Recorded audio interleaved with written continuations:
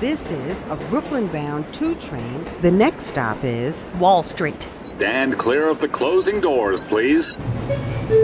Welcome back, everyone, to Not Your Advisor with NYU Grad on Monday, August 26th. Hope you had a great weekend. Let's jump right into today's session. The Dow was up 65 points.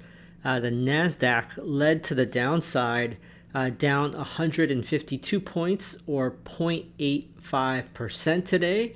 The S&P was down 17.7 points or 0.3% today. The Russell was pretty much break even. It was down 1.4 points, so it didn't really move much intraday. Taking a quick look at mega cap land, we had a mixed bag on the Magnificent Seven. NVDA and Tesla were down the most. NVIDIA was down 2.25%. Tesla was down 3.25%. Microsoft was down 0.79. Apple was up 0.15. Google was up 0.3. And Meta was down 1.3%. The semiconductor index itself had a rough go today. There was a little bit of a give back on the recent rally. Taking a quick look at sectors, leading to the upside was energy up 1.1%, consumer defensive up 0.5%, utilities up 0.4%, basic materials up 0.3%, financials were up marginally up 0.09%.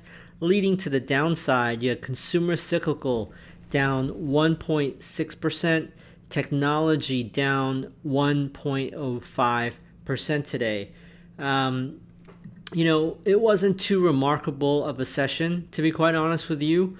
The only thing that comes to mind is basically this. The time has come for policy to adjust. Iceberg, right ahead! It's quite amazing to me that we've been listening to this jawboning for over a year plus now, and how everything is great. The Fed is data dependent, obviously dependent on lies and fake data about the jobs numbers, and how he can get on a podium at Jackson Hole and say, oh, you know what? We are now focused on the job data. And they're saying that they're concerned because of the revisions of the 800,000 plus jobs that vanished. Do you think that Jerome Powell is not aware that the data is fraudulent or murky at best that they're using on this survey BS? He knows.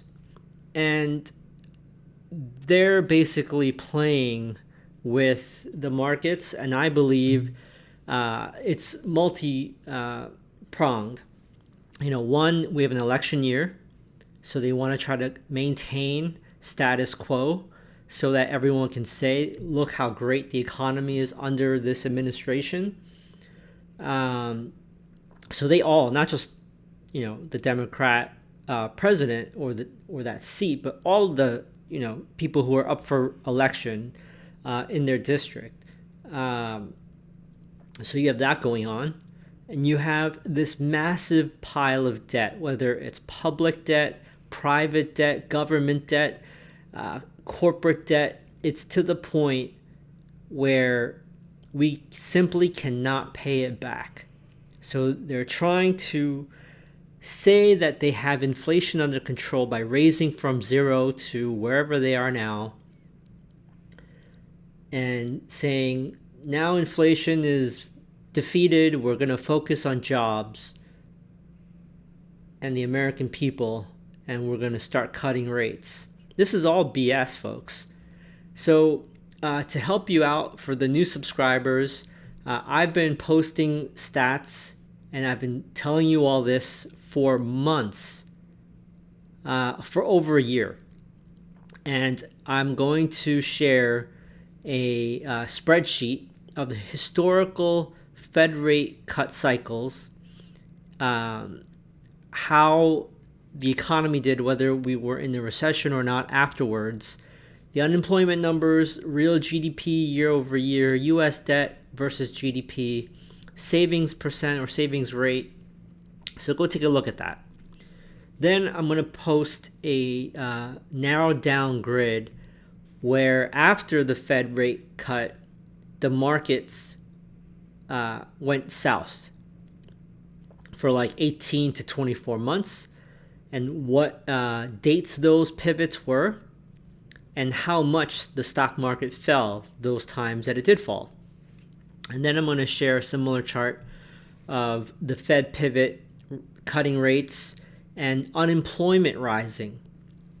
So all of this narrative that you're hearing that the Fed is saving the day, they're cutting rates, they kept rates high too long. And they never even fought inflation. Because when you have true inflation rate of like 15% plus that we're having, you need rates to be higher than the inflation rate to slow down inflation. So all they did was just tap the brake on inflation, while inflation is a Ferrari going 150 miles per hour. They were simply tapping the brake, and we went from 150 miles per hour to like 130 miles per hour. And while that was happening, they were saying, oh, we got inflation under control, don't worry about it. They didn't touch inflation. Because you and I know, we all go grocery shopping and we have to pay for crap. So now they're going to cut rates. And in history, this has been the signal that we are heading into deep recession. I'm also going to post a number of tech employees let go since last September. This is just tech.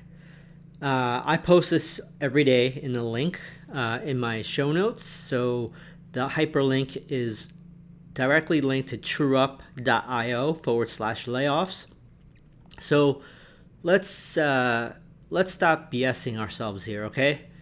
Again, if you don't trade your own account and you have a financial advisor, you better start making phone calls and appointments and show them the data that I'm sharing of when Fed rate cuts start to happen, we start to go south in the stock market. Ask them what their thoughts are. I would be very curious. So let's keep going. Let's look at what stuck out. To be honest, not much. It was a very low volume day. 33 million shares of SPY traded all day. What was strong? You had Kava up 3.1%. Oil, USO up 3%. Light sweet crude futures up 2.9%. Rivian up 2.8%. Yext software up 2.3%. Zillow Group up 2.29%. And Instacart up 2.1%. What was weak? SMCI. All the semiconductor groups were down, but SMCI was down 8.2%. Sweet Green Salad down 7.8%. IREN 5.68%.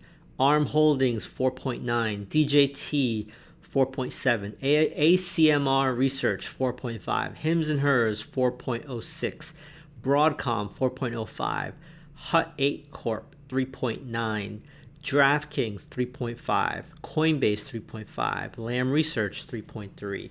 So I'm guessing Bitcoin didn't do that well today either. That's really all I have for the free members today.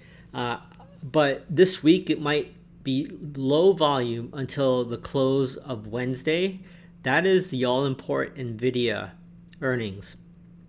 After the close, Thursday you have initial jobless claims, and Friday you have PCE. I don't really know what else to say to the free members. Now is not the time to, YOLO and go long NVIDIA. You need to take very high precaution right now because everything is based on the Federal Reserve, the Mag 7 semiconductor index, the US dollar, and just overall volatility. I will see you all after the Tuesday session. Premium members, please stay on. I have about 12 to 15 charts I'd like to go through with you today. That's my train. Stand clear of the closing doors, please.